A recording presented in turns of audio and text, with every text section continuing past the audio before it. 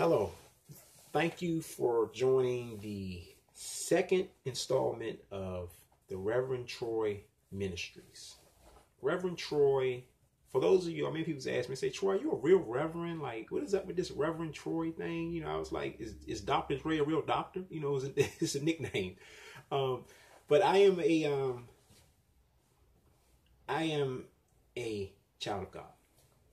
I'm a person with deep conviction in my heart. I'm a person who has spent 12 years of his life, actually 15 years, in prison. I'm a person who developed a strong relationship with God while in prison. For many of you all who are joining me for the first time, I wanted to thank you all for checking us out, getting on this site, seeing what I'm about. I hope I'm not boring anybody. I hope I'm motivating people to move and to do something positive, not just in their own life, but in someone else's life. To many of you all, some of you all probably received my flyers, business cards, probably received a flyer on your car, something in your door. You probably think I'm a Jehovah's Witness or something, trying to, give you some type of, sell you some rhetoric or something. No, that's not my purpose. My purpose is to bring hope and change to our inner city streets, particularly Washington, D.C., Prince George's County, areas that I can say was my stomping ground, in areas that I grew up in and around. And coming home from prison, it's been a month now, and it's just been a wonderful experience. Everything is new to me. Technology is new to me. Once again, my cousin Jasmine, she's the executive producer of this broadcast. It's in an infancy stage. I'm in my house. Actually in my family member's house. But I've been so blessed. Just coming home. I thought about things were going to be extremely difficult, and things are. Nothing is easy by far. But if it wasn't for people being a blessing in my life, I wouldn't be able to do what I'm doing right now. So with that being said, we're going to jump into the what I have scheduled for today, what I have planned for today. And we're going to talk about a new creature. It is my mission to use my past experiences in life to enrich many of those who feel they are written off. With your support, with just viewing this, with just watching this, you're doing so much to help someone else. There's so many young, particularly African-American males dying in the streets, with gun violence. People are just, they just have no care for life. They just, they have no understanding of how truly precious life is. And when I was in prison, guys, we talked about this. That we even, that we shared our personal experiences about how we would deal with certain situations. And, a lot of people, when someone dies or someone is fatally shot, you watch it on the news, everyone is asking why. I like to pose a new question. What is the question we should be asking? And you may say, what are you talking about? Well, when I pose the question of what, we should be asking more so, what can we do to help curb this violence? What can we do to bring about more peace? Now, last segment I talked about was Love is Power. The name of this segment is A New Creature. The bad things that happened to me in the past have made me a far, far better person now. Back then, a long time ago, I was just like many of those guys in the street, wandering around, not knowing what I wanted to do in life, just, going from this place to that place, swaying over here, laying over here, posted up over there. And, just ready to get into something, any and everything. Anything that came my way, I was ready to jump, but the thing that I lacked a proper guidance. I didn't have a father in my life, and I shared with that last time. I didn't have one to really like mentor me, to kind of mold me. So I gravitated toward other young men my same age, and it led me down to a path of destruction. It led me down a path that could eventually lead to me dying in the streets. It led me down a path that cost me actually 15 years of my life. I'm just coming home from after serving 12, but 15 years of my life. Now, having a 43-year prison sentence and being blessed to come home, I am so thankful. I'm so grateful. And I said, I'm not going to come home and do nothing. What can I do is what I asked. What can I do to help stop other young men from going down the same path that I've been down? So here I am. My executive producer, Jasmine, I have to thank her every segment. She's the executive producer. She's 14 executive producer of these segments, because of her that I'm actually here to, speak to you guys online. So to get into the segment, A New Creature. Today's verse, we're going to be reading from 2 Corinthians chapter 5, verse 17. And if you don't have your King James Version, make sure you note it down, because I am reading the King James Version. So to all my fellow Christians, if you can see that there, I don't know if you can really see it, but maybe, I don't know. It was King James Version. And we're going to be coming from the 5th chapter, verses 17. Okay, and that verse says, "Therefore, if any man be in Christ, he is a new creature. Old things are passed away. Behold, all things are become new." When God granted me salvation, He's done a new work of creation inside. In contrast to the old me who I used to be, He's brought me from spiritual death, nothingness, not knowing what I wanted to do, not knowing where I wanted to go in life, to spiritual life. I tell some people that prison probably, I tell them that it was a blessing and a curse, but to take it a step further, prison was actually a blessing for me to go. And I know you're like, are you crazy? Who wants to go to prison? Who does that? Really? Like, yes, really. Because when I was 17, 21, 33 years old now, but back then I was running around with my head chopped off. The old me was just, I was gone bonkers. I was crazy. I was just doing things that I didn't even know why I was doing. I just did it. And I didn't really have any sense of purpose in life. I always thought about what somebody else thought about me, what friends thought about me. I always wanted to live up to those standards. And many of us today are living by those same standards. We're very worried. We're very conscious of what our neighbors think of us. We're conscious of what our friends think of us. Family thinks of us. Strangers who we may pass by every day think of us. But what does God think of us? Are we concerned about that? That should be the most important. That should be at the top.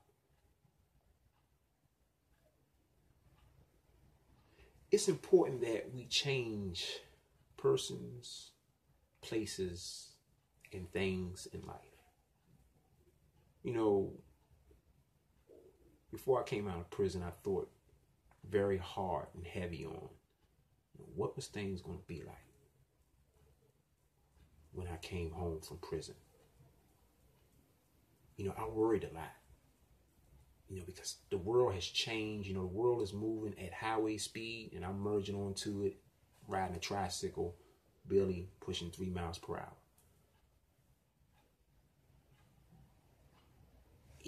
God has truly blessed me. He blessed me because he's given me a new mindset. See, the old mindset of what I used to think about, want to live up to the standards of others, it's no longer there. Many guys, they look at me now and that they see me, they say, Troy, you wearing shirts and ties, you putting suits on.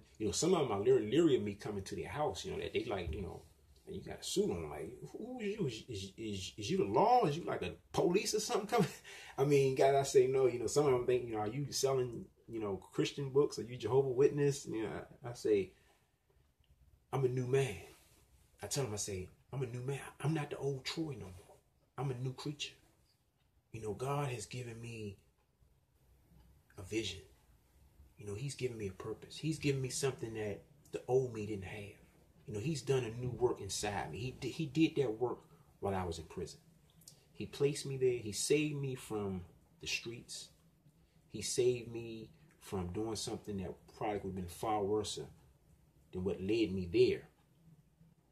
And now he's using me. He's using me to help save someone else.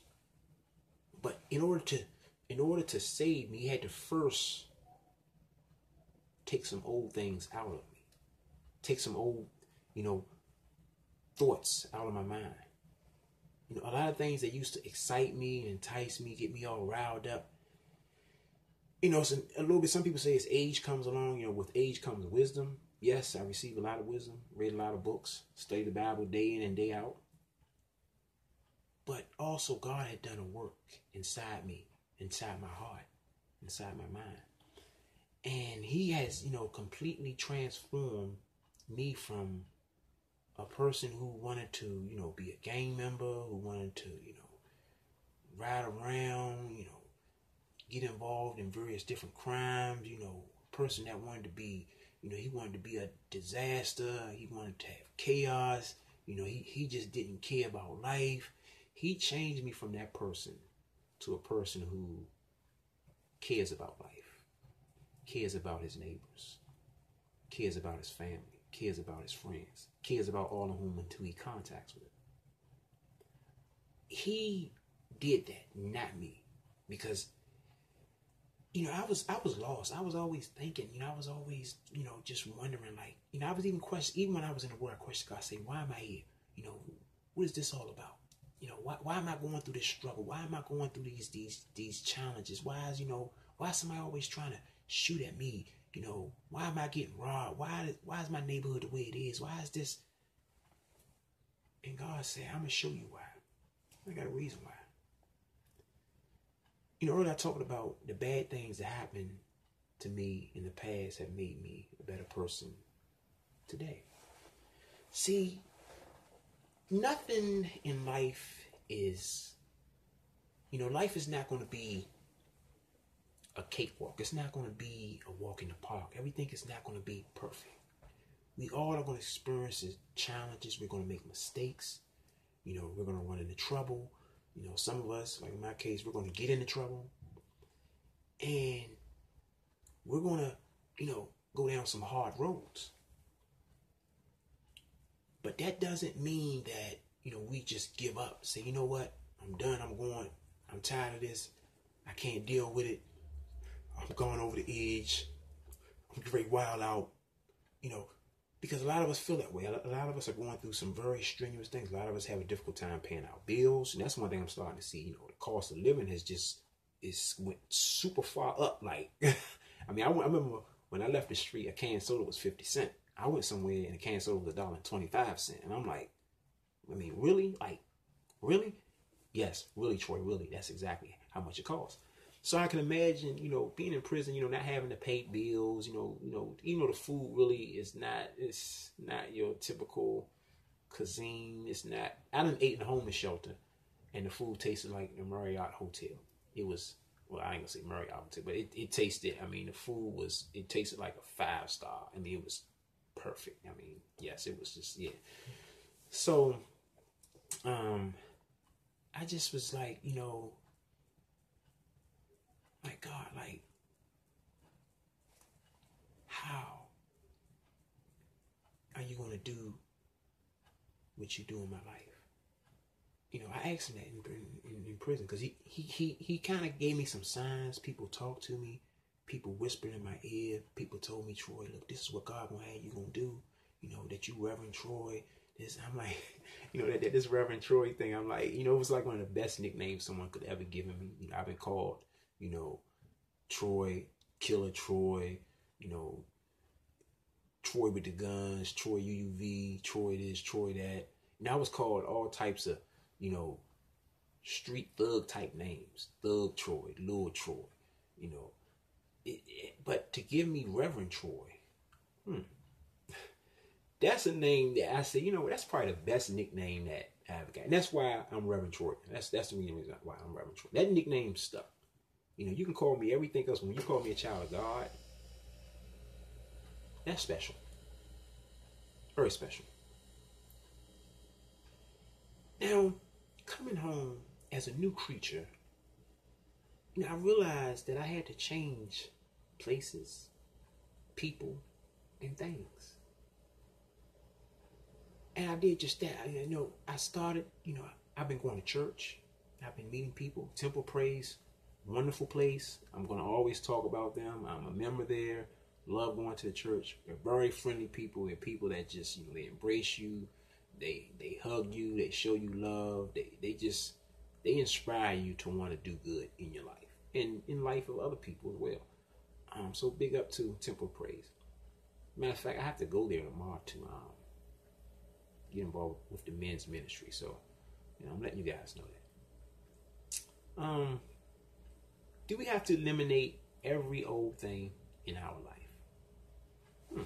It's an interesting question, because when I studied 2 Corinthians 5:17 says old things pass away.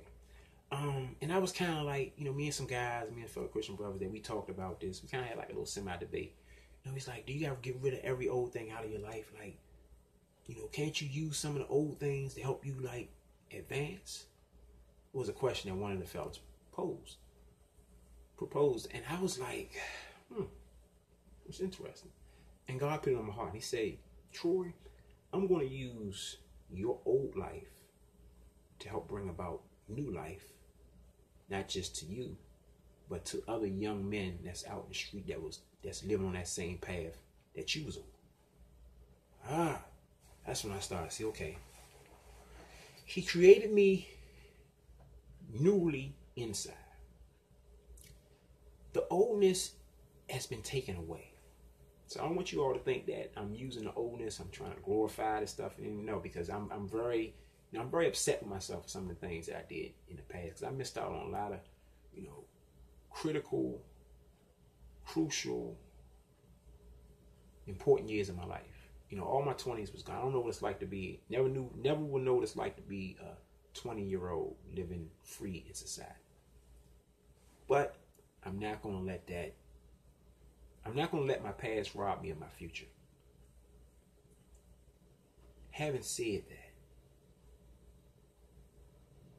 my past will be used to enrich a lot of young people's future, older folks' future, and in between folks' future. To be in Christ is to be a new creation. Those in Christ can become God-like in their character and conduct. How do we dress ourselves? And just like I told you guys, I said one of the first things that I said I was going to do when I came home was, I'm going to change the way I dress. I'm going to change the way I carry myself. I'm going to change the way I conduct myself. I'm going to change the way I talk. I was going through, right now I'm at like 18 views. So some people kept saying, this is not Troy. I mean, what? Troy on YouTube? Troy, that ain't the Troy I know. Troy was going hard back in the day. Troy was doing this. Troy was doing that. But now, Troy with a suit on, Troy with a shirt and tie on, like, who's this? A new creature. That's who Troy is. Troy is not he's not the old person anymore. I'm not the guy with the hoodie on, putting on a ski mask, wanting to pull a move, wanting to pull a stick up. No, that's not me. That part has passed away. Going back to the verse, it says, "Behold, all things are become new." See, God said, "You know what? I'm taking all that out you. I'm going to mold you to who I want you to be. I'm going to place people around you. I'm going to place people in your life that's going to help you live up to your fullest potential." And look, for a long time, I had a lot of issues with the church. I had a lot of issues with God. I was in prison. Like, when I caught 43 years, I was mad at God. I prayed. I was like, man, what? Like, 43, I'm done. Like, by the time I come out, I might be about 70 something. Like, nah, man, I ain't going for that. Like, and my mother, like I said, I was raised in church, but, I always, I kept saying, I'm like, God, why you put me through all this stuff? Why you allow this to happen? Why you but as I studied the word, I realized God gives us free will. He gives each and every one of us free will. We can do as we choose, but what are we choosing to do with the free will he's given us? See, I was doing a lot of bad things. I was doing drugs. I was committing crimes. I was just doing a whole bunch of stuff that was just like, for me, it was really no excuse. I'm going to give you all a little backstory probably in another segment about, maybe I may have a little time toward the end of this one about how I came about into the street life. But when God put me on, God said that you're going to change the way you dress. You're going to change the way you dress. You're going to change the way you conduct yourself. Some people say, I remember going to a place just the other day. It's like a couple of days ago. I was talking to a guy. We get to talking. I said nothing about being in prison or nothing about being locked up. And the guy was like, he was just so surprised when I told him that, I've just come home from prison. He was like, prison? Like, what? He's like, I thought you was in college or something. I thought you went to college. And I'm like, well, sir, we all make mistakes. I learned greatly from the mistakes I made. And he was so surprised. I mean, he was going back. 2 Corinthians 5:17. New creature. I mean, I'm a new, don't get me wrong, I'm still a work in progress. There's still some things I'm saying. I'm not perfect. I'm not walking around like I'm Jesus Christ. But Jesus, I'm walking in his footsteps, and I'm trying to be a reflection of him. Because I see how powerful, when he grabs a hold of you, when he latches on to you, and you allow him to work. And see, the important thing is he's trying to get in your heart, but it's up to us. We have to allow him in. When you allow him in, then he can begin to work. He begin to take some things out. He can begin to transform you. But everything is up to you. So when I was in prison, I was still going through. Things in prison was a lot worse than things on the street, because in prison you got to deal with the gangs. Dudes trying to stab you. Dudes trying to play mind games. Dudes trying to rob you. Dudes trying to manipulate you. Dudes trying to do all types of things. They're trying to take advantage of you at every opportunity that presents themselves to do so. And I was just like, I feel like I'm in the fire. But a wise man was said, the hotter the fire, the stronger the steel. That was a very powerful statement. When I received that statement right there, I was like, wow. An older gentleman, he told me, he said, Troy, the reason why God brought you to prison or allowed you to come to prison, when in all actuality, really, you brought yourself to prison, because if you wasn't doing what you was doing, your life would have been turned out a lot better. But while in prison, you need to sit down. You needed to really reflect on the old things, your old ways. And when the transformation process started to begin, I sat back and, I sat in cells many nights, and I did a lot of thinking. When I started developing that close relationship with God, I started to really look at my past. Really look at all of the uncalled for activities I participated in. And it woke me up. God, said, I saved you. There's been many times when I remember I was the age of 13 years old. guy pulled a gun on me and pointed right in my face. And he said, I should kill you right now. And I was, I was 13. I was, at that period, I was still a good kid. I didn't start doing bad stuff. Not quite yet, but that was a critical point. And,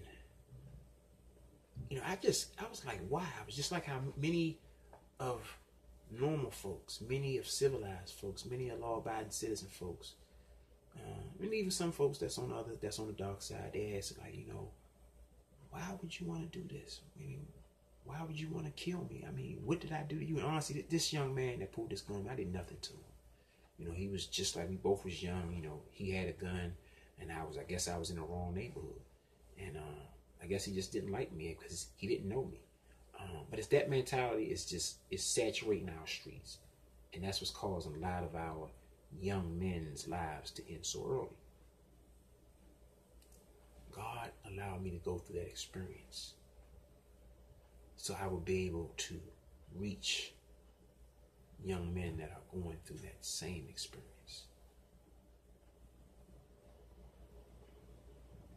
It was tough. It was tough. But coming out, seeing some of the same things happening over and over and over and over again, I say like, wow. It was interesting. The things that define us in life are the worst things that happen to us in life.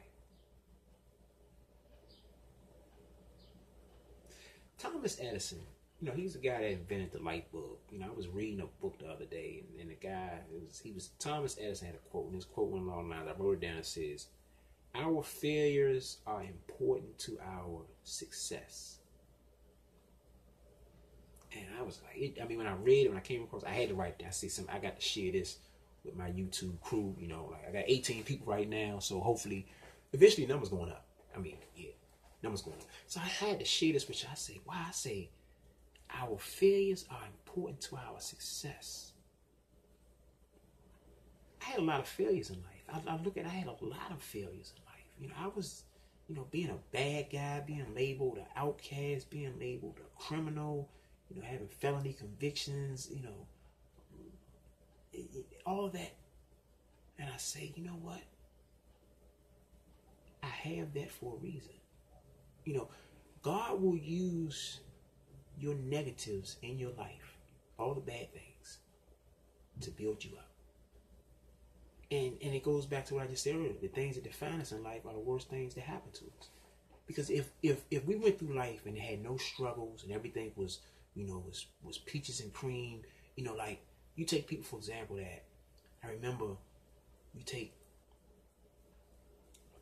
a rich person who receives money as, someone he inherited it.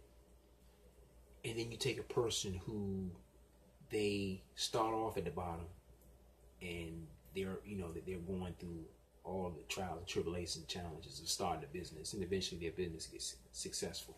Okay, both of these businesses are they're at the top. The person who inherited the business, he falls into Chapter 11 bankruptcy, the business tanks, everything goes downhill. And the guy who started from the bottom and worked his way up, same thing happens to him. He falls to bankruptcy, the economy, something happens, and he goes downhill. Now, the individual who inherited his business, that didn't really have to work to get that business mountain high, well, he may have, it's going to be very difficult for him to recover and to get back to where he once was, because he never started, he never had to pretty much go through anything. And when the bad times hit, he didn't know, like, that was it. He never recovered. He could never recover from it. Now you take the guy who started in the struggle, Started from the bottom, worked his way up to the top. Now he goes back to the bottom. Now, for him, well, I've been through this.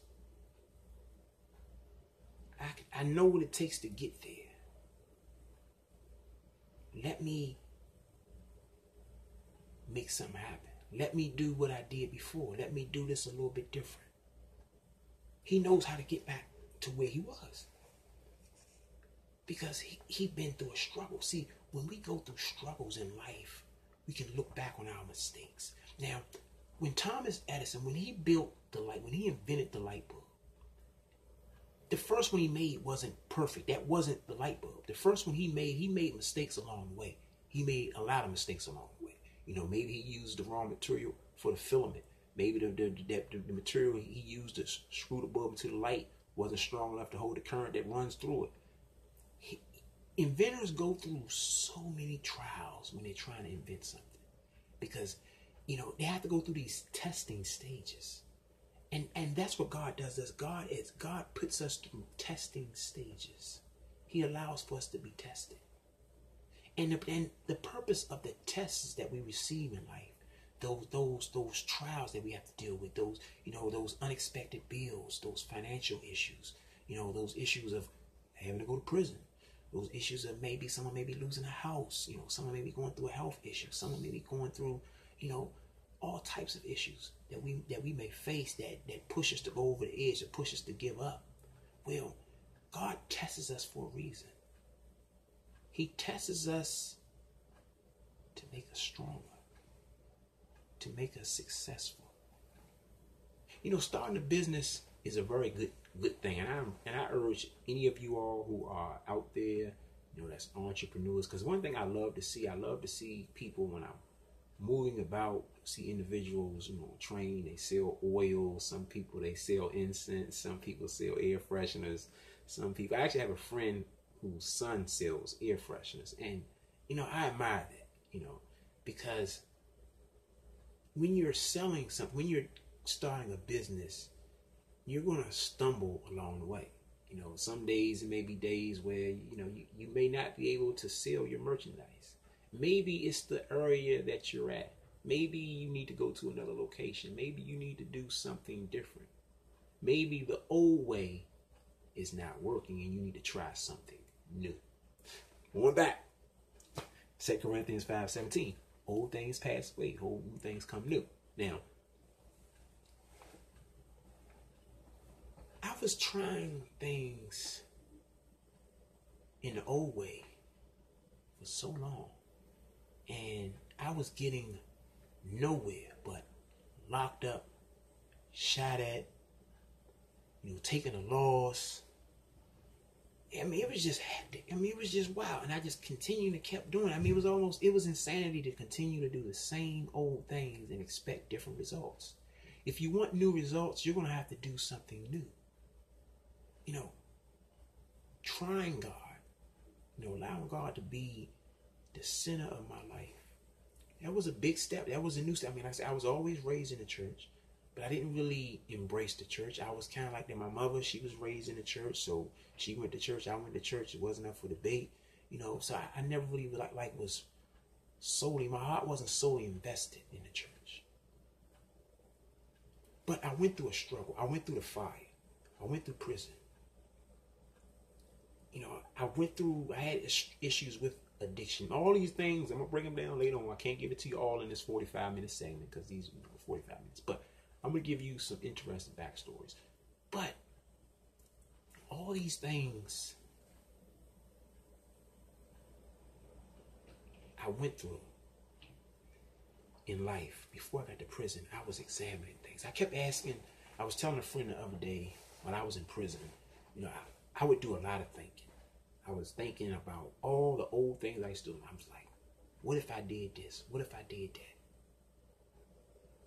And the interesting thing is, I remember when I went to prison last time. First time, when I went to prison, I was like, to adult prison, it was like in 2002. But I was arrested in 2001.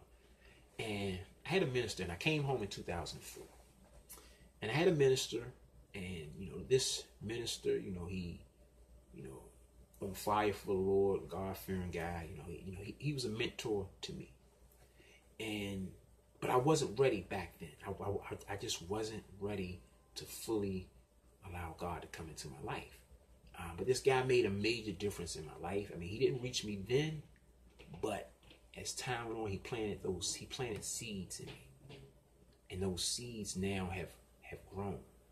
And with the experiences and with the things I've been through, they have elevated my mind state to a whole nother level.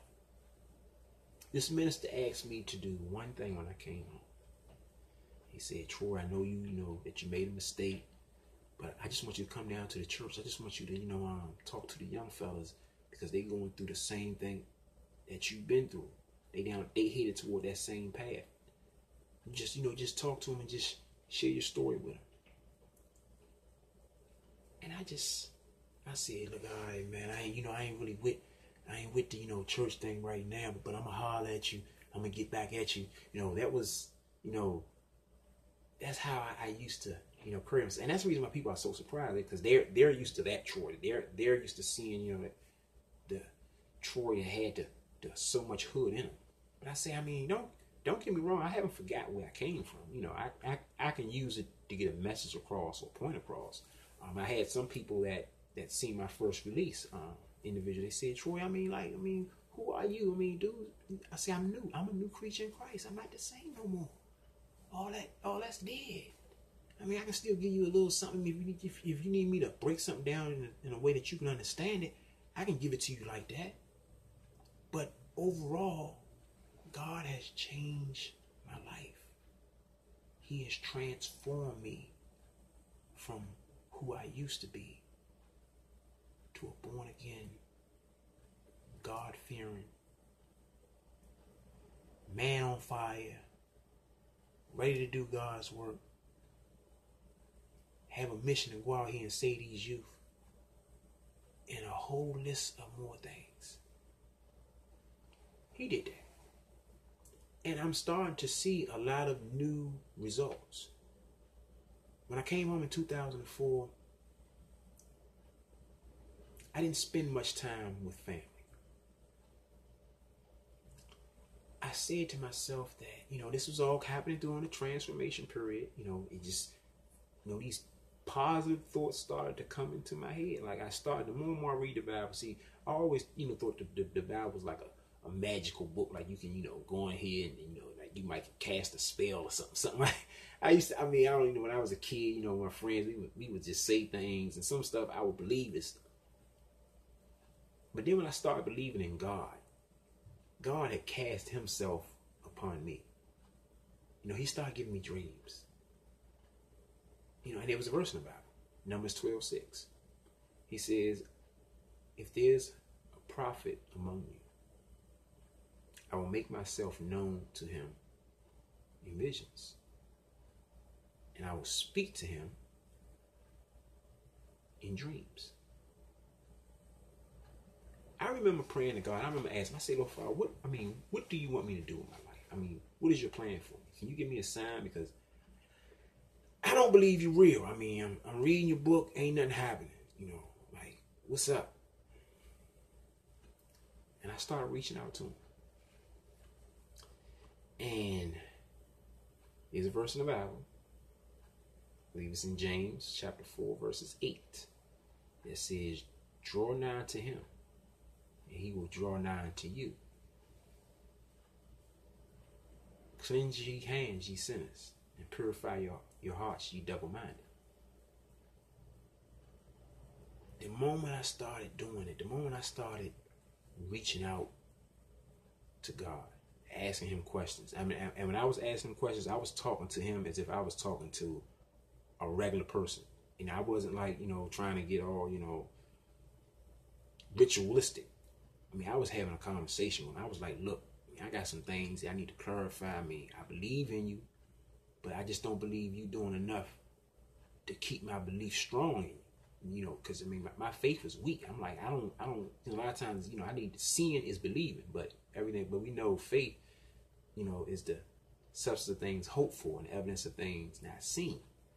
I had a hard time with that. A lot of us have a hard time with accepting things that we don't see. And religion, Christianity, no matter what faith you belong to, a lot of times people need something more concrete.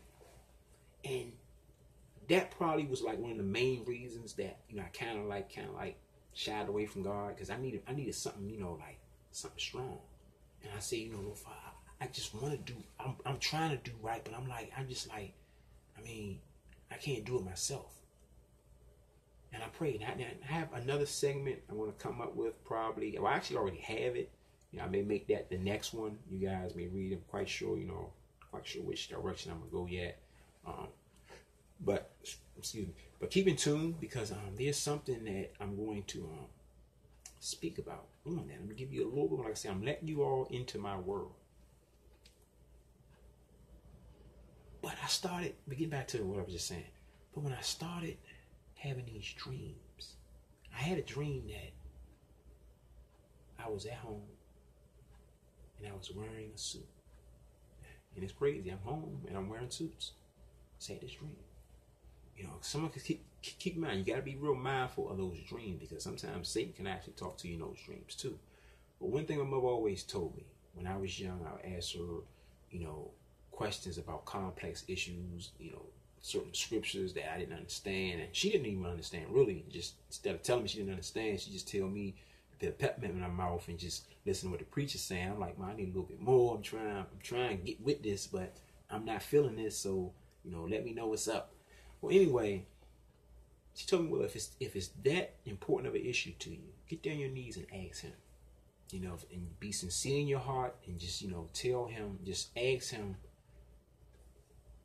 what your concern is. I'm like, Mom, real? Like, really? Are you like, I didn't say really back then, but I was like, are you serious? But it took me in prison to experience God. Jesus came into my life and really started doing some beautiful things. And he told me, he pretty much gave me the revelation that what you've been through is not going to be in vain. That what you've been through in life is, that you didn't go through that for nothing. Yes, you made those mistakes, but you have learned from those mistakes. So now you can go on and not make those mistakes twice or over and over again. Now, before closing, this is these are scheduled for 45 minutes. So sometimes it may go over 2 minutes, maybe it may go over 3 minutes. I pretty much covered the main talk, what I want to talk about. So now I can get a little back to, the other matter at hand, what I talked about earlier. When you ask, I'm quite sure many of you trying to wonder, okay, Reverend Troy or Troy Webb is the name. If you all have any questions, things you want to ask me, any issues that you may have, in your life, in life of your family or friends, you're welcome to send me an email at revtroy83@gmail.com, and that's spelled lowercase r EVTROY number 83@gmail.com. And I received, actually, I believe someone referred someone to me. It was a lady. She contacted me, and she's an old lady. She has, her youngest son is like 13 years old. She contacted me, and she really she likes what I'm doing, and she wants to know what needs to be done to ensure that her son doesn't veer off to that negative path. And I see, and this is to all parents out there, if you have children, and particularly to the single parent mothers, because they worry the most, because, it's very difficult for a female to raise a young man. When they get to age 13, that's a critical age. And that's an age usually when it's very important for a father or a a male role model or someone, a manly substitute to be in that child's life. So I encourage them to get their children involved in sports, to get them involved in some type of extracurricular activity, because it's very difficult, with a lot of these females, because, that they have to go to work, coming home, they had this kid, and the kid, they get 13 or 14, they start feeling themselves, because my critical age when I started going straight was at age 13. First time I was arrested was age 13. But the purpose of this, what I'm trying to do is I'm waging an active campaign to win the hearts and minds of any and everyone out there. That's because, see, with this violence that's going on, with these kids going to prison, committing these crimes, you have to look at it. Anybody can become a victim, and let's not focus on the why. We need to be asking ourselves, what can I do to help? And I say, listen, I don't want your money. But I will accept your donation if you offer. But I don't want your money. What I do want is I want your support. I want you to pledge to me that you're going to view these Bible study segment clips, and I want to be talking about a lot of things, not just personal life. I may decide to go into politics, may decide to talk about issues, but I'm always going to center everything around the Bible. And if you have any concerns, someone asked me the other day, was asking about the Reverend Troy thing, so that's why I had to address the Reverend Troy, thing when I first came on, because they said, you're not no reverend, are you really a reverend, this and that, and I'm sitting there. So my thing is, I want to be honest with you all. I appreciate you all, and I just ask that you pass this on. If you're watching this, just pass this on, because what I'm trying to do is start a big movement, because it just saddens me, when I see a lot of our young men out here dying and destroying themselves. And God has given me a solution, and that solution I'm sharing with you. So I thank you all. I will be seeing you all very soon. So just keep tuned, keep looking up, because these videos are going to be popping up. And like I said, I'm going to be bringing you into my world. You're going to be meeting, not just me. I may have guest people coming on, might be talking about issues. And like I said, I'm in the infancy stage now. So, that this thing is building up. So I want to thank y'all. So for right now, God bless to you. God bless your family, and just be and make a difference in someone else's life. Reverend Troy, I'm out.